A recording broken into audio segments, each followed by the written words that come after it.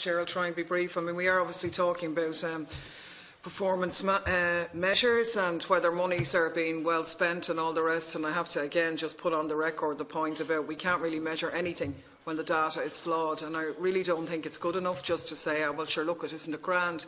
The CSO says things are improving. The reality is, against the backdrop of the criticisms and the reports and the 1,000 recommendations of the Garda Inspectorate about improvements that had to be put in place, we still have a scenario whereby there are huge discrepancies in the reporting of crime, which means we can't really measure anything. Items not being put up in Pulse and activities being consciously downgraded to understate the level of crime, and I think that is something that we have to return to. I wonder, could the Minister address, I mean, she is aware that obviously the Garda Inspectorate have commented on that situation, but also GSOC and the Policing Authority are on the record as saying that they are not adequately equipped legally to do the job that the public expects them to do, if you like, to be that body of oversight of dealing with complaints and so on. So if we're looking at budgets where we're putting money into these valid oversight Garda organisations, but those organisations are saying we don't have the legislation to actually do the job that you're giving us the money for. Where's the legislation to support that? Or otherwise, what's the point? Are we only just putting money into a sort of a cosmetic exercise of accountability unless we beef up that whole layer of independence? The other area I just want to touch on is one of Vote 21 and the prisons, which I think the fact that it hasn't been mentioned anywhere is kind of indicative of the fact that it is the poor relation that people get forgotten when they get sent to prison, and we don't spend enough time as a society in looking and addressing the vast monies that we're spending on imprisoning people and whether that's successful or not. Now, the Minister in the report and in the mid-year position says that this vote should be dealing with providing a safe, secure, humane and rehabilitative custody for people who are sent to prison.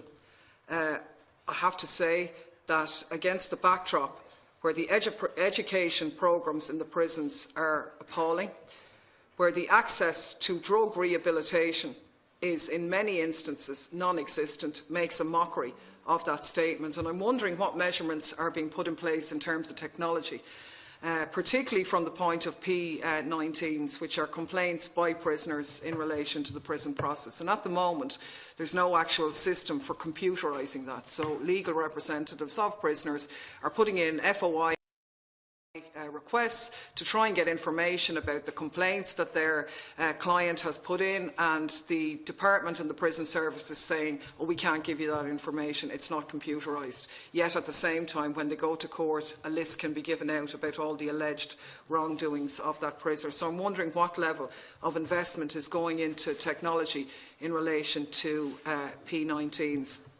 And, you know, prisons are expensive. What's the point in putting someone in there if they're going to come out and be exactly the same? And myself and Deputy Wallace, I have to say, had a horrific experience on Friday when we visited Portlaoise Prison and saw the treatment of a clearly troubled young man, which is worse than anything I have ever seen, which constitutes to me a complete violation of human rights, where 5 prison officers in riot gear spend all day, every day, accompanying this young man once his door is opened, wherever he needs to go, in complete and utter breach of medical reports about how he should be treated. Now, this is ridiculous.